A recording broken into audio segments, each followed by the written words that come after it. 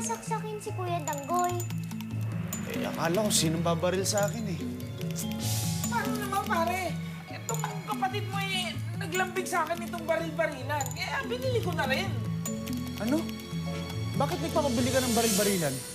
Gusto ko po kasi makipaglaro kay Bok ng baril-barilan. Hindi ka pwede maglaro ng baril-barilan. Manika lang ang pwede mo laruin. Ang corny naman. Gusto ko baril. Basta, hindi pwede ang baril-barilan. Ha? Ikaw, ba't naman binibilan ng baril-barilan yung bata? Ha? Ay, gusto ko eh. Ha? Gusto ko. Bawal yan eh. Bawal.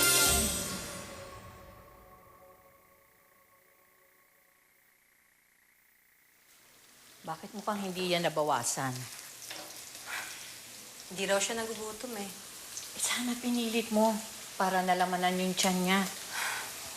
Ate naman, parang hindi mo kilala yung pamangkin mo. Kung ano na pagdesisyonan nun, pinangangatawanan niya. Kita mo nga, pati dun sa pagpapatakbo ng negosyo.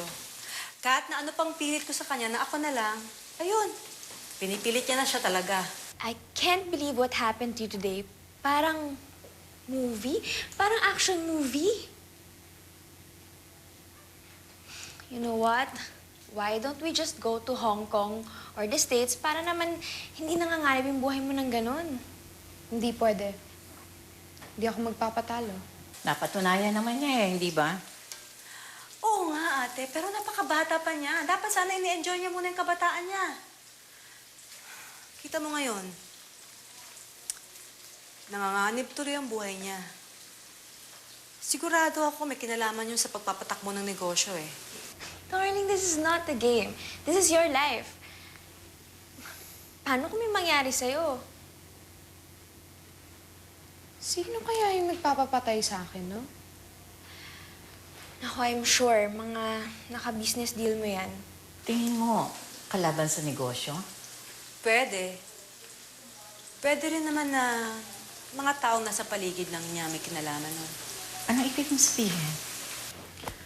Alam mo, wait lang ha. Check ko yung mga papers na naka-deal ko this week. Baka nga may nagalit sa akin. Hey.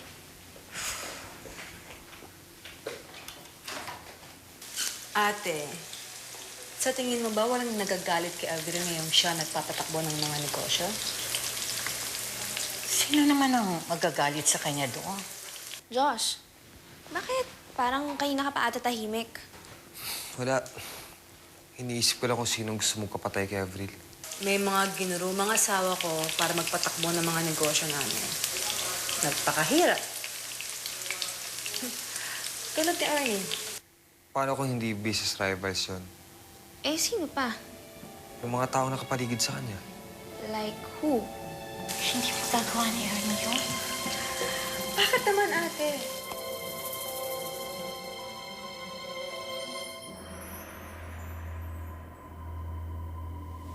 Sino ba yung ever since ang gustong pumigil kay Avril para patakbuhin ang negosyo nila? Oh no, it can't be. Si Tita Edith? Ano ba namang alam natin tungkol doon sa Ernie na yon? Eh kung saan lang pinurot ng asawa ko yun eh. Tinuruan tungkol sa negosyo. Anong mali natin? Baka naman kriminal yon. Eh di ba noon pa niya gustong patakbuhin ang negosyo nila? Si Avril ang maharang sa kanya. Pagkatapos ngayon, ang tingin niya sa anak ko, kalaban.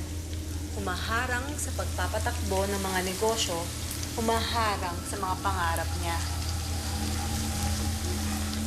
But she's her mom. Miski na. Di ba iniwan sila niyan dati? Bumalik lang nung namatay yung daddy ni Avril.